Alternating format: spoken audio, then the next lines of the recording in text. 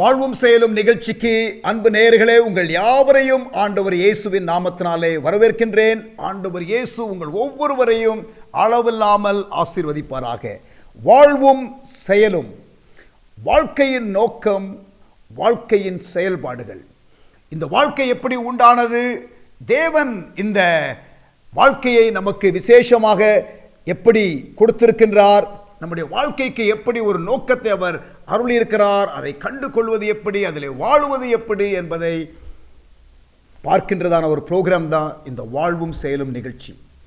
கடந்த சில எபிசோட்ஸில் நான் உங்களோடு கூட தேவனை சந்திப்பதனாலே உண்டாகிறதான மாற்றங்கள், நன்மைகள், அருள் ஆகிய காரியங்களை குறித்து உங்களோடு கூட பேசினேன். போன எபிசோடில் அவருடைய தன்மைகளிலே ஒன்று, அவருக்கு கொடுக்கப்பட்ட பெயர்களிலே ஒன்று, யெகோவா ஈரே. அவர் எல்லாவற்றையும் பார்த்து கொள்வார், அவர் நம்முடைய தேவைகளை சந்திப்பார். ஆண்டவருடைய பெயர்கள் வேதத்திலே பல பெயர்கள் கொடுக்கப்பட்டிருக்கிறது. நாமங்கள் என்று சொல்லுவார்கள். ஆண்டவருக்கு பல நாமங்கள், பல பெயர்கள், அவருடைய தன்மைகளை விவரிக்கிறதான பல ஆஸ்பெக்ட்ஸை நீங்கள் வாசிக்க முடியும். அதில் ஒரு காரியம், யெகோவா ஈரே, கர்த்தர் பார்த்து கொள்வார், என் தேவைகளை எல்லாம் அவர் சந்திப்பார் என்ற காரியத்தை தான் நாம் போன எபிசோடில் தியானித்தோம். அதை தொடர்ந்து இன்னும் சில காரியங்களை அதே தலைப்பிலே நாம் இன்றைக்கு பார்க்க போகின்றோம். சில நிமிடங்களிலே உங்களை சந்திக்கிறேன். வாழ்வும் செயலும், டிஸ்கவர் லைஃப்ஸ் பர்பஸ். அது கருவிலிருந்து கல்லறை வர வாழ்க்கையின் அர்த்தம் தெரியாமலே வாழ்ந்து முடிக்கிறவங்க ஏராளமான பேர். மனிதனுடைய வாழ்க்கைக்கு ஒரு நோக்கம், அர்த்தம் உண்மையாகவே உண்டா? மனித வாழ்க்கையிலே உறவு எவ்வளவு முக்கியம்? Is there purpose, meaning and direction for life? பணம், பதவி, வசதிகள், வாய்ப்புகள், இதுதான் வாழ்க்கையா? வசதி வாய்ப்புகள் இருக்கிறவர்கள் தற்கொலை பண்ணுகிறார்கள். மனிதன் தானாக தோன்றினானா அல்லது மனிதனை உண்டாக்கின ஒருவர் உண்டா? மனித வாழ்க்கையிலே உறவுகள் எவ்வளவு முக்கியம்? படைத்த இறைவனோடு உறவு கொள்ள முடியுமா? வாழ்க்கையிலே பாடுகளும் உபத்திரவங்களும் ஏன்? மனித உறவுகளுக்கு வரையறைகள் உண்டா?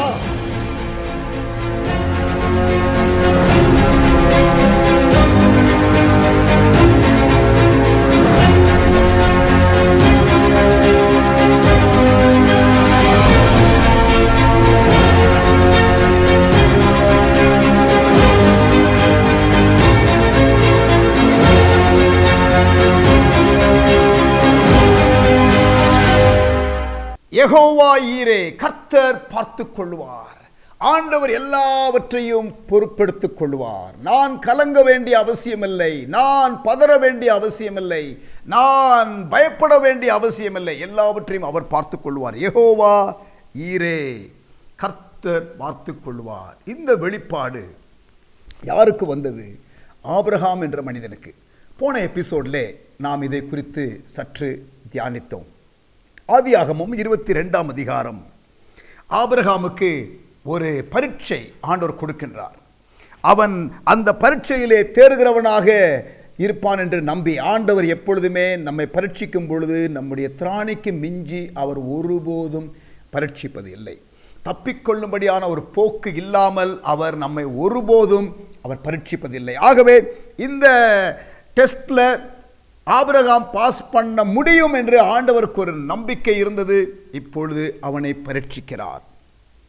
நீ தேவனுக்கு பயப்படுகிறவன் என்று இப்பொழுது அறிந்திருக்கிறேன் என்றார். ஆதியாகமம் 22ஆம் அதிகாரம் 12ஆம் வசனம். ஆதியாகமம் 22ஆம் அதிகாரம் 1ஆம் வசனத்திலே ஆண்டவர் ஆபிரகாமை டெஸ்ட் பண்ணுகிறார் என்று நாம் வாசிக்கிறோம். அவனுடைய காரியத்தில் அந்த டெஸ்ட் பாஸ் பண்ணிட்டு ஆண்டவர் கொடுக்கும் பொழுது நம்ம நெக்ஸ்ட் லெவல் போயிடலாம். ஆண்டவர் நமக்கு ஒரு பரீட்சையை கொடுக்கும் பொழுது ஆண்டவர் நம்மை சோதிப்பதில்லை. சில வேளைகளில் தமிழ் பைபிளில் சோதனை என்ற வார்த்தை இருந்தாலும், சோதனை என்பது பிசாசு கொண்டு வருகிற காரியம். பரீட்சை என்ற சரியான வார்த்தை, சரியா, அது ஆண்டவர் கொடுக்கின்ற காரியம். ஆண்டவர் ஒரு மனிதனை பரீட்சிக்கும் பொழுது ப்ரொமோட் பண்ணுவதற்காக அவர் பரீட்சிக்கிறார். ஆனால் பிசாசானவன் ஒரு மனிதனை சோதனைக்குள்ளே கொண்டு வரும் பொழுது அவன் அந்த சோதனையிலே தவறி அவன் விழ வேண்டும் என்பதுதான் அவனுடைய motive. So the purpose of temptation is to make you fall. The purpose of test is to promote you. ஸ்கூலில் நமக்கு டெஸ்ட்டு கொடுக்கும்போது எதுக்காக டெஸ்ட் வைக்கிறாங்க? அதை பாஸ் பண்ணிடுவாங்க பிள்ளைங்க, அதுக்காக தான் ப்ரிப்பேர் பண்ணுறாங்க டீச்சர்ஸ். அப்புறம் டெஸ்ட் வைக்கிறாங்க, எப்படியாவது அந்த பிள்ளைங்க பாஸ் பண்ணணுங்கிறதுக்காக தான் நல்லா சொல்லிக் கொடுக்குறாங்க, ரிவிஷன் பண்ணுறாங்க, அதுக்கப்புறம் டெஸ்ட் வைக்கிறாங்க. டெஸ்ட்டு அந்த பிள்ளைகள் பாஸ் பண்ணாதான் நெக்ஸ்ட் கிளாஸுக்கு அவர்களை ப்ரொமோட் பண்ண முடியும். ஆகவே அதே போல் தேவன் நம்ம எல்லா விதத்திலையும் ஆயத்தப்படுத்துகிறார், நமக்கு எல்லா விதமான எக்யூப்பிங் கொடுக்கிறார், எல்லா விதமான அவர் அந்த எம்பவர்மெண்ட் கொடுக்கிறாரு, அப்புறம் தப்பிக்கொள்ளும்படியான வழிகளையும் அவர் உண்டாக்குகிறாரு. அவர் உண்மையுள்ள தேவன் என்று வாசிக்கின்றோம். அந்த சோதனை என்று வரும் பொழுது ஒன்று நாம் அந்த சோதனையை ஜெயிக்கலாம், பரீட்சையை நாம் ஜெயிக்கலாம், அல்லது நாம் அந்த பரீட்சையிலே தோல்வி அடையலாம். நமக்கு தெரிந்தெடுக்கும் தன்மையை ஆண்டவர் கொடுத்திருக்கின்றார் என்பதை நாம் ஏற்கனவே பார்த்தோம். ஸோ அப்படிப்பட்ட ஒரு சம்பவம் தான் இந்த ஆதியாகமம் 22ஆம் அதிகாரம். ஆபிரகாமுக்கு ஆண்டவர் ஒரு பரீட்சை வைக்கிறார். ஆதியாகமம் 22:1 அவன் உடனடியாக கீழ்ப்படுகின்றான். சொந்த மகனை பலிபீடத்திலே வைப்பது என்பது ஒரு பெரிய ஒரு சாக்ரிஃபைஸ், பெரிய ஒரு தியாகம். ஆண்டவருக்கு கீழ்ப்படுகிறதை விட வேறு எதுவுமே முக்கியமில்லை என்ற ஒரு தெளிவு உடைய, ஒரு முதிர்ச்சியை உடைய, ஒரு தேவனோடு ஒரு நல்லுறவு கொண்ட, ஆண்டவருக்கு அவ்வளவு தன்னை கீழ்ப்படுத்தி அவர் சொல்றது எல்லாமே செய்வேன் என்றதான அர்ப்பணத்தை உடையதான ஆபிரகாம். அதாவது ஆண்டவர் இங்கே சொல்லும் பொழுது, ஆபிரகாமே என்று கர்த்தர் அவனை அழைக்கும் பொழுது 1ஆம் வசனம், இதோ அடியேன் என்றான். இதோ அடியேன், அதில் எபிரேய வார்த்தை ஹினேனி, அப்படி என்றால் நிபந்தனை இல்லாத சரண்டர். என்ன சொன்னாலும் செய்கிறேன் ஆண்டவரே என்ற ஒரு வார்த்தை. அப்படிப்பட்டதான ஒரு வார்த்தையை சொல்லி ஆபிரகாம் சரண்டர் பண்ணுகின்றான். அப்பொழுது ஆண்டவர், நீ உன்னுடைய ஏகசுதனாகிய உன்னுடைய புத்திரனாகிய ஈசாக்கை பலிபீடத்திலே வை என்று சொல்லுகிறார். அவன் அப்படியே கொண்டு போய் அவன் பலிபீடத்திலே அவன் செலுத்துகிறான். அங்கே நீங்கள் பார்க்கும் பொழுது அந்த பரீட்சையிலே ஆண்டவர் அவனை பாஸ் பண்ணுகிறதை பார்க்கின்றார். அங்கே பலிபீடத்திலே கொண்டு போய் அங்கே கீழ்ப்படிவதற்காக அவன் ஆயத்தமாக இருக்கும் பொழுது ஆண்டவர் சொல்லுகிறார், இல்லை, பிள்ளையாண்டான் மேல் கையை போடாதே. வசனம் 12, அவனுக்கு ஒன்றும் செய்யாதே, நீ அவனை உன் புத்திரன் என்றும் உன் ஏகசுதன் என்றும் பாராமல் எனக்காக ஒப்பு கொடுத்தபடினால் நீ தேவனுக்கு பயப்படுகிறவன் என்று இப்பொழுது அறிந்திருக்கின்றேன். கவனிங்க, அதுக்கு முன்னால் இந்த மகனை கொண்டு போகும் பொழுது அங்கே வேலைக்காரர்கள் கொஞ்சம் தூரத்தில் நிறுத்திவிட்டான். ஆபிரகாம் ஈசாக்கை மாத்திரம் கொண்டு போகிறான். போகும்பொழுது ஈசாக்கை கேட்கிறான், பலிக்கு ஆடு எங்கப்பா? கர்த்தர் பார்த்து கொள்வார். அதுதான் யெகோவா ஈரே, God will take care. கர்த்தர் ப்ரொவைட் பண்ணுவார். ஆமென். அப்படி என்று சொல்லுகிறதுலேயே ஆண்டவரை குறித்ததான ஒரு வெளிப்பாடு, நீ பிள்ளையாண்டன் மேல் கையை போடாதேன்னு சொல்றதுக்கு முன்னாலேயே அந்த வெளிப்பாடு அவனுக்கு இருந்தது. பிறகு 14ஆம் வசனம், ஆதியாகமம் 22:14, ஆபிரகாம் இந்த இடத்திற்கு யெகோவா ஈரே என்று பெயரிட்டான். verse 14, ஆபிரகாம் இந்த இடத்திற்கு யெகோவா ஈரே என்று பெயரிட்டான். அதனாலே கர்த்தருடைய பர்வதத்திலே பார்த்து கொள்ளப்படும் என்று இந்நாள் வரைக்கும் சொல்லப்பட்டு வருகிறது. God provides. நல்லா கவனிங்க பிரியமானவர்களே, ஆண்டவர் தம்முடைய பிள்ளைகளுக்கு வேண்டிய சகல காரியத்தையும் ப்ரொவைட் பண்ணுகிற தேவன். இயேசு பூமியில் இருக்கும் பொழுது என்னத்தை உண்போம், என்னத்தை குடிப்போம் என்று கவலைப்படாதிருங்கள், கவலைப்படாதிருங்கள். முதலாவது தேவனுடைய ராஜ்யத்தையும் நீதியும் தேடுங்கள், அப்பொழுது இவைகள் எல்லாம் உங்களுக்கு கூட கொடுக்கப்படும். Everything will be taken care of. Everything will be taken care of. ஆண்டவர் சொல்லுகிறார், எல்லாம் பார்த்து கொள்ளப்படும். இயேசுவினுடைய சீஷர்கள் இயேசுவோடு கூட சேர்ந்து கொள்ளும்போது நீங்கள் எதையும் கொண்டு வர வேண்டாம், எதையும் கொண்டு வர வேண்டாம், பணப்பையை கொண்டு வர வேண்டாம், எதுவும் கொண்டு வர வேண்டாம், எல்லாம் பார்த்து கொள்ளப்படும், எல்லாம் பார்த்து கொள்ளப்படும். சீஷர்களுக்கு எல்லாவற்றையும் ஆண்டவர் பார்த்து கொண்டார். ஆண்டவரை நம்பி வருகிற அவருடைய பிள்ளைகளுக்கு சகலத்தையும் அவர் பார்த்து கொள்ள வல்லவராயிருக்கிறார். அவர் தேவைகளை சந்திக்கிறவராக இருக்கிறார். அவர் எல்லா காரியத்தையும் பொறுப்படுத்திக் கொள்கிறவராக அவர் இருக்கிறார். என்னத்தை உண்போம், என்னத்தை குடிப்போம் என்று நீங்கள் கவலைப்படாதிருங்கள், நாளைய தினத்தை குறித்து நீங்கள் கவலைப்படாதிருங்கள் என்று இயேசு தம்முடைய மலை பிரசங்கத்திலே அவர் சீஷர்களுக்கு கற்றுக் கொடுத்தார். அவர் எல்லாவற்றையும் பார்த்து கொள்வார் என்ற ஒரு வெளிப்பாடு. கவனிங்க, மத்தேயு 6ஆம் அதிகாரம். உடைக்காகவும் நீங்கள் கவலைப்படுகிறது என்ன? காட்டு புஷ்பங்கள் எப்படி வளர்கிறது என்று கவனித்து பாருங்கள், அவைகள் உழைக்கிறதும் இல்லை, நூற்கிறதும் இல்லை. 28ஆம் வசனம், மத்தேயு 6ஆம் அதிகாரம் 28ஆம் வசனம். ஆகாயத்து பட்சிகளை கவனித்து பாருங்கள். 26ஆம் வசனம், அவைகள் விதைக்கிறதும் இல்லை, அறுக்கிறதும் இல்லை, களஞ்சியங்கள் சேர்த்து வைக்கிறதும் இல்லை, அவைகளையும் உங்கள் பரமபிதா பிழைப்பூட்டுகிறார். அவைகளை பார்க்கலும் நீங்கள் விசேஷத்தவர்கள் அல்லவா? ஆண்டவர் நம்மளை படைக்கும் பொழுது விசேஷமானவர்களாக நம்மை படைத்தார் என்று மறுபடியும் இந்த எபிசோடெலாம் ஆரம்பிக்கிற அந்த வேளையில் ஆரம்ப சில எபிசோடில் உங்களுக்கு சொன்னேன் இல்லையா? படைப்பின் மகுடம் மனிதன். மனிதன் விசேஷமானவன். அவைகளை பார்க்கிலும் ஆகாயத்து பறவைகளை பார்க்கிலும் நீங்கள் விசேஷத்தவர்கள் அல்லவா? கவலைப்படுகிறதுனால் உங்களில் எவன் தன் சரீர அளவோடு ஒரு முழத்தை கூட்டுவான்? உடைக்காகவும் நீங்கள் கவலைப்படுகிறது என்ன? காட்டு புஷ்பங்கள் எப்படி வளர்கிறது என்று கவனித்து பாருங்கள், அவைகள் உழைக்கிறதும் இல்லை, நூற்கிறதும் இல்லை. 30ஆம் வசனம், அற்ப விசுவாசிகளே, இன்றைக்கு இருந்து நாளைக்கு அடுப்பிலே போடப்படும் காட்டு புல்லுக்கு தேவன் இவ்விதமாய் உடுத்துவித்தால் எவ்வளவு அழகாக இருக்கிறது. புல்லும் பூவும் எவ்வளவு அழகாக வளர்கிறது. அதை உடுத்துவிக்கிற ஆண்டவர் உங்களை உடுத்துவிக்க மாட்டாரா? ஆகையால் மறுபடியும் 31ஆம் வசனம், எண்ணத்தை உண்போம், எண்ணத்தை குடிப்போம், எண்ணத்தை உடுப்போம் என்று கவலைப்படாதிருங்கள். Do not worry. It's a commandment. கவலைப்படாமல் இருங்கள் என்பது ஒரு கட்டளை. இவைகளெல்லாம் அஞ்ஞானிகள், கடவுளை அறியாதவர்கள் தேடுகிறார்கள். அவர்கள் அதை நாடி போகிறார்கள். இவைகளெல்லாம் உங்களுக்கு வேண்டியது என்பதை உங்களுடைய பரமபிதா அறிந்திருக்கிறார். முதலாவது தேவனுடைய ராஜ்யத்தையும் நீதியும் தேடுங்கள். Have an encounter with God. Draw closer to him. அவருடைய சமூகத்துக்கு வந்து விடுங்கள். அவருடைய பிரசன்னத்தை வாஞ்சித்து வந்து விடுங்கள். அவர் எல்லாவற்றையும் பார்த்துக் கொள்வார். அவர் எல்லாவற்றையும் பார்த்துக் கொள்வார். He will provide. He will take care. இவைகள் எல்லாம் உங்களுக்கு கூட கொடுக்கப்படும். 3 யோவான் 2ஆம் வசனம், பிரியமானவனே, யோவான் சொல்லுகிறார், பிரியமானவனே, உன் ஆத்துமா வாழுவது போல நீ எல்லாவற்றிலும் வாழ்ந்து சுகமாயிரு. நீ நல்லா இருக்கணும், நீ வாழ்ந்து சுகமாய் இருக்கணும். பிரியமானவனே, உன் ஆத்துமா வாழ்கிறது போல, அதாவது உங்களுடைய ஆவிக்குரிய வாழ்க்கை, இறைவனோடு உள்ளதான அந்த வாழ்வு, அது சரியாக இருந்தால் மற்ற எல்லா காரியங்களும் சரியாக இருக்கும். நீங்கள் உலகத்தின் காரியத்திற்காக தேடி ஓடி அலைய வேண்டிய அவசியம் இல்லை. ஆண்டவரை தேடுகிறதிலே மாத்திரம் நீங்கள் கவனமாக இருந்தால் மற்ற எல்லா காரியங்களும் பார்த்து கொள்ளப்படும். உன் ஆத்துமா வாழ்கிறது போல நீ எல்லாவற்றிலும் வாழ்ந்து சுகமாக இருக்கும்படி வேண்டுகிறேன் என்று யோவான் எழுதுகிறார். இயேசு என்ன சொன்னார் பார்க்கலாமா? யோவான் 10ஆம் அதிகாரம் 10ஆம் வசனம்.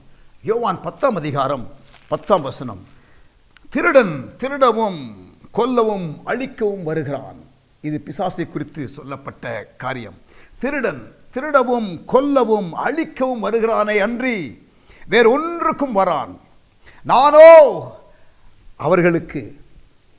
நானோ மக்களுக்கு ஜீவன் உண்டாயிருக்கும். இயேசு சொல்லுகிறார், அது பரிபூரண பழமும். அதாவது அவர் கொஞ்சமாக கொடுக்கிறவர் அல்ல, அவர் தாராளமாக கொடுக்கிறவர்.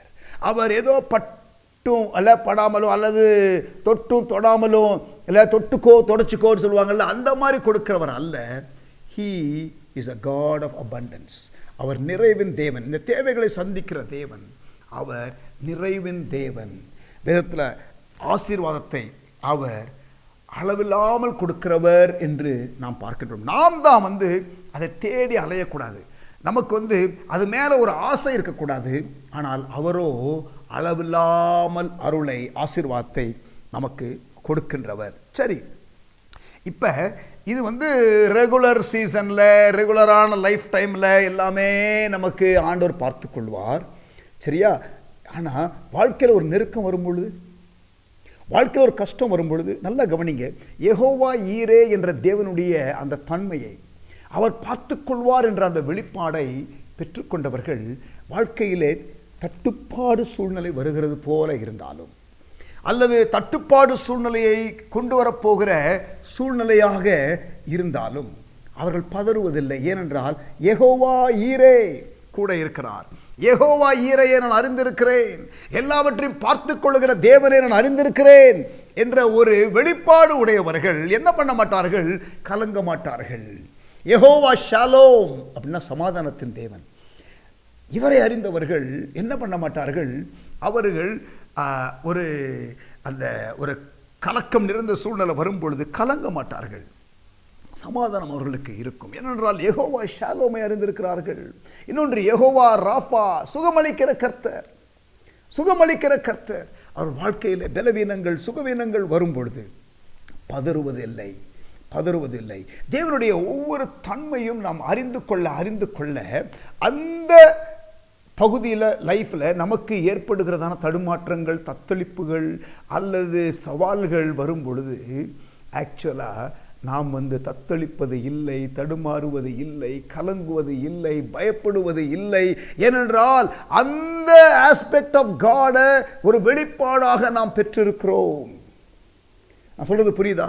தொடர்ந்து இந்த எபிசோடில் நம்ம என்ன பண்ண போறோம்னா, தேவனுடைய ஒவ்வொரு தன்மையை தான் நாம் சில எபிசோடில் பார்க்க போகின்றோம். அதாவது மனிதன் பாவம் செய்து தேவனோடு உள்ள உறவு துண்டிக்கப்பட்டு இருந்தான். ரட்சிப்பு என்பது தேவனோடு உள்ள உறவை மறுபடியுமாக நமக்கு புதுப்பித்து கொடுக்கிற ஒரு காரியம். அதற்கு பிறகு நம்முடைய முழு வாழ்க்கையிலும் இந்த தேவனோடு உள்ள உறவிலே நாம் தொடர்ந்து வளர வேண்டும், முன்னேற வேண்டும். அந்த ஜேர்னியில் அவரை சந்திக்கிற சந்திப்பு என்பது மிக முக்கியமான ஒன்று. அவரோடு நேரம் செலவழிப்பது என்பது முக்கியமான ஒன்று. அதிலே அவரை குறித்து அறிந்து கொள்வது மிகவும் முக்கியமான ஒன்று. அதிலே ஒன்றுதான் யெகோவா ஈரே, கர்த்தர் பார்த்து கொள்வார். இப்ப ஈசாக்கு என்ற ஒரு மனிதன், ஆபிரகாமினுடைய மகன், அவனுடைய நாட்களில் ஒரு பஞ்சம் வந்தது. அந்த பஞ்ச காலத்திலே கவனியுங்கள், ஆதியாகமம் 26ஆம் அதிகாரம், ஜெனசிஸ் சாப்டர் 26, ஆதியாகமம் 26ஆம் அதிகாரம் 1ஆம் வசனம் வாசிக்கிறேன். ஆபிரகாமின் நாட்களில் உண்டான பஞ்சத்தை அல்லாமல் பின்னும் ஒரு பஞ்சம் தேசத்திலே உண்டாயிற்று. இது ஈசாக்கின் காலத்திலே. அப்பொழுது ஈசாக்கு பெலிஸ்தருக்கு ராஜாவாகிய அபிமெலேக்கின் இடத்திலே கேராருக்கு போனான். கர்த்தர் அவனுக்கு தரிசனமாகி ஈசாக்குக்கு, நீ எகிப்துக்கு போகாமல் நான் உனக்கு சொல்லுகிற தேசத்திலே குடியிரு. நல்ல கவனிங்க, பஞ்சம் இருக்கு தேசத்தில். இவன் அங்கே தேசத்தை விட்டு புறப்பட்டு போக நினைக்கிறான். he is trying to leave the nation. ஆனால் ஆண்டவர் சொல்லுகிறார், கர்த்தர் அவனுக்கு தரிசனமாகி, நீ எகிப்துக்கு போகாமல் நான் உனக்கு சொல்லுகிற தேசத்திலேயே குடியிரு. ஆண்டவரே, இது பஞ்சம் உள்ள தேசம் ஆண்டவரே, நான் இங்கே இருக்கணுமா? எல்லாரும் போறாங்க, நானும் போறேன் அப்படிங்கிற மாதிரி கூட மனசுல இருந்திருக்கும். ஆனால் ஆண்டவர் தெளிவா சொல்றாரு, இல்லப்பா நீ இங்கே இருப்பா அப்படிங்கிறாரு. கவனிங்க, அதனுடைய விளைவை பாருங்கள். யெகோவா ஈரே, எல்லாவற்றையும் பார்த்து கொள்ளுகிற ஆண்டவர். யெகோவா ஈரே என்ற வெளிப்பாடை பெற்றுக்கொண்டவன் யாரு? ஆபிரகாம். அப்ப யாரு கூட இருக்கிறா? ஈசாக்கு பலிபீடத்தில் அந்த யெகோவா ஈரே என்ற வெளிப்பாடை பெற்றுக்கொண்ட நேரத்தில் இருந்ததான இந்த மகன் இப்பொழுது ஒரு சவாலை சந்திக்கிறான். பஞ்சம், என்ன செய்வது என்று தெரியாத ஒரு நிலை. அந்த நேரத்தில் ஆண்டவர் இவனிடத்தில் பேசுகிறார், நான் சொல்லும் தேசத்திலேயே குடியிரு. அவன் அந்த பஞ்ச தேசத்திலே இருக்கிறான். இப்பொழுது கவனியுங்கள் 12ஆம் வசனம், ஆதியாகமம் 26ஆம் அதிகாரம் 12ஆம் வசனம். ஈசாக்கு அந்த தேசத்திலே, எந்த தேசத்திலே? பஞ்சம் உள்ள தேசத்திலே விதை விதைத்தான். கர்த்தர் அவனை ஆசீர்வதித்ததினாலே, யெகோவா ஈரே, எல்லாவற்றையும் ப்ரொவைட் பண்ணுகிறவர், எல்லாவற்றையும் பார்த்து கொள்ளுகிறவர், the Lord who provides even in times of famine. பஞ்ச காலத்தில், நெருக்கத்தின் காலத்தில், தடுமாற்றத்தின் காலத்தில், தத்தளிப்பின் காலத்தில் அவனை ஆசீர்வதித்ததினால் அந்த வருஷத்தில் 100 மடங்கு பலர் அடைந்தான். 100 மடங்கு, 100 மடங்கு. இங்கே பாருங்க, 1 மடங்குனாலே 100%, 100 மடங்கு அப்படின்னா கிட்டத்தட்ட 10,000% இன்க்ரீஸ். அவனை ஆசீர்வதித்ததினால், தேவன் அவனை ஆசீர்வதித்ததினால், கர்த்தர் கர்த்தர் அவனை ஆசீர்வதித்ததினால் அந்த வருஷத்தில் 100 மடங்கு பலனடைந்தான். அவன் ஐஸ்வர்யவானாகி பஞ்சகாலத்தில், கஷ்டத்தின் காலத்தில் அவன் ஐஸ்வர்யவானாகி வர வர விருத்தி அடைந்து மகா பெரியவனானான். அவனுக்கு ஆட்டு மந்தையும் மாட்டு மந்தையும் அநேக பணிவிடைக்காரர்களும் இருந்தபடியினாலே பெலிஸ்தர் அவன் பேரிலே பொறாமை கொண்டு, அதாவது மற்றவர்கள் பார்த்து பொறாமைப்படுகிற அளவுக்கு தேவன் அவனை ஆசீர்வதித்தார். இன்னொரு சம்பவம், யோசேப்பு என்ற ஒரு மனிதன் ஆபிரகாமினுடைய மகன் ஈசாக்கினுடைய மகன் யாக்கோபு, அவனுடைய பெயர் தான் இஸ்ரவேல் என்று மாற்றப்படுகிறது. அவனுடைய மகன் யோசேப்பு உடைய நாட்களிலே பஞ்சம் வந்தது. அந்த பஞ்சத்தின் நேரத்தில் இவன் தேவனுடைய ஒரு ஆசீர்வாதத்தை இவன் அனுபவிக்கிறான். அந்த யெகோவா ஈரே என்று வெளிப்பாடை பெற்றுக்கொண்டவர் முதலாவது யாரு? ஆபிரகாம் யாரு? ஈசாக்குக்கு தகப்பன். யாக்கோபுக்கு யாரு? ஆபிரகாம் தாத்தா. அப்ப யோசேப்புக்கு ஆபிரகாம் யாரு? கொள்ளு தாத்தா. அப்ப கொள்ளு தாத்தா என்ன ரெவலேஷனு? யெகோவா ஈரே. தாத்தா பஞ்சகாலத்தில் யாரு? ஈசாக்கு விதை விதைத்து அறுத்தார். இந்த சம்பவம் எல்லாம், ஸ்டோரி எல்லாம் அவன் கேட்டிருப்பான் வளர்ந்து வரும்பொழுது. he would have heard all these stories. அந்த யெகோவா ஈரே தேவனை அறிந்திருந்ததான யோசேப்பு இப்பொழுது உலகம் எங்கிலும், ஒரு தேசத்தில் மாத்திரமல்ல முழு உலகத்திலும் பஞ்சம். அப்பொழுது இவன் தேசத்தில் கூட இவன் இல்லை. அந்த வாழ்க்கையில் ஏற்பட்ட சூழ்நிலைகள் நிமித்தம் அவன் இன்னொரு தேசத்தில் இருக்கிறான். அந்த தேசத்திலே ஆரம்பத்திலே ஒரு அடிமையாக தான் விற்கப்பட்டான், ஒன்றுமில்லாமல் தான் இருந்தான். ஆனால் தேவன் அவனை படிப்படியாக கூட சொல்ல முடியாது, ஏன்னா ஒவ்வொரு படியாக கூட போல, அப்படியே ஒரே லிஃப்ட். ஆண்டவர் அவனை உயர்த்திட்டாரு. அந்த முழு தேசத்தின் பொருளாதாரத்திற்கும் அவனே இன்சார்ஜாக இருக்கிறான். முழு உலகத்தின் பொருளாதாரத்திற்கும் இன்சார்ஜாக இருக்கிறான். நீங்கள் வாசித்து பார்த்தால் உங்களுக்கு தெரியும். ஆதியாகமம் 39ஆம் அதிகாரம். அவன் அடிமையாக விற்கப்படுகிறான். அவன் செய்கிற காரியத்தை கர்த்தர் வாய்க்க பண்ணுகிறார். அவனை குற்றப்படுத்துகிறார்கள், அவனை ஜெயிலில் போடுகிறார்கள். அங்கேயும் கர்த்தருடைய பிரசன்னம் அவனோடு கூட இருக்கிறது. அங்கே அதிகாரிகள் கண்களில் தயவு கிடைக்கிறது. கர்த்தர் அவன் செய்கின்ற காரியங்களை வாய்க்க பண்ணுகிறார்.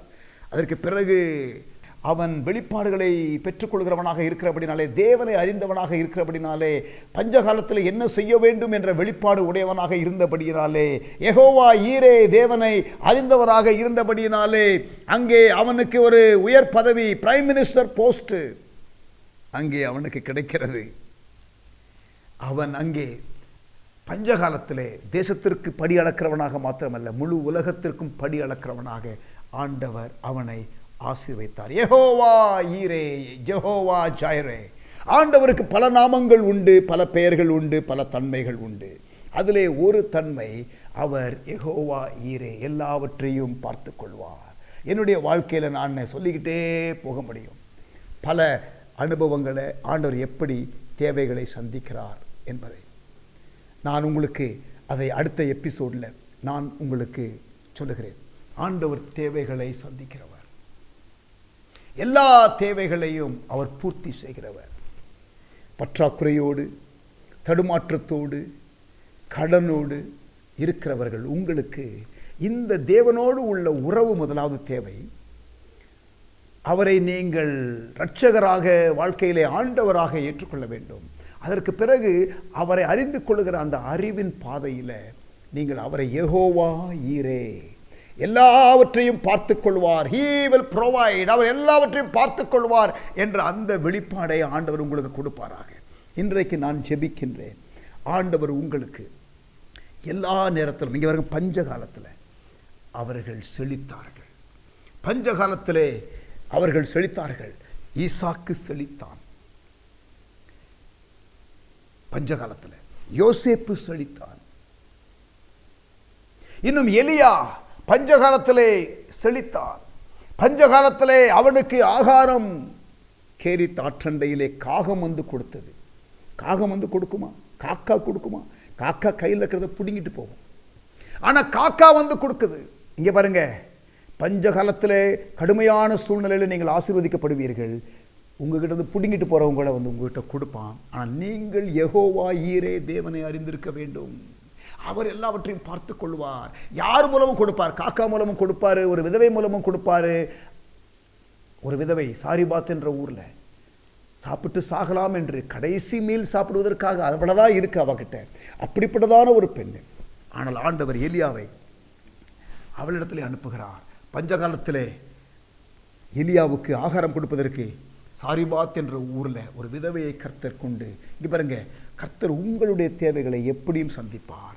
உங்களுடைய தேவைகளை சந்திக்கிறவர்களையும் கர்த்தர் திருப்பி ஆசீர்வதிப்பார். சாரிபாத் விதவையை ஆசீர்வதித்தது போல நீங்கள் ஒட்டுமொத்தமாக ஆசீர்வதிக்கப்பட்டவர்களாக இருப்பீர்கள். உங்களை சேர்ந்தவர்களும் ஆசீர்வதிக்கப்பட்டவர்களாக இருப்பார்கள்.